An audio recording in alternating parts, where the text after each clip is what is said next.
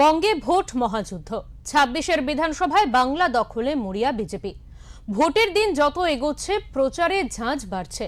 উত্তর ২৪ পরগনার জগদ্দল বিধানসভা কেন্দ্রের বিজেপি প্রার্থী ডক্টর রাজেশ কুমার সাংবাদিক সম্মেলন করে ভোটের আগে এলাকার দুষ্কৃতিরাজ নিয়ে অবগত করলেন এবং তিনি জানান, এবারের ভোটে বিজেপি জয়ী হলে বাংলা থেকে ভয় দূর হবে, সরকার পাল্টালেই দুষ্কৃতিরাজ থেকে মুক্ত হবে জগদ্দলবাসী। এমনই আশ্বাস দিয়েছেন জগদ্দল বিধানসভা কেন্দ্রের বিজেপি প্রার্থী।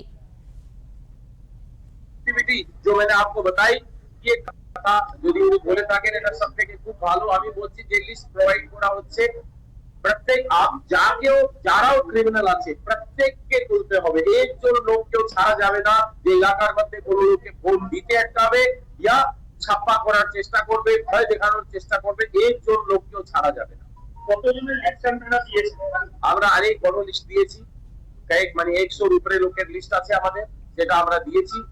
নির্বাচন আয়োগকেও দেওয়া হয়েছে, এদেরকেও দেওয়া হয়েছে। আমরা এটাই সকলের কাছে রিকোয়েস্ট করছি যেন এদেরকে শীঘ্র তাদেরকে গ্রেফতার করতে হবে।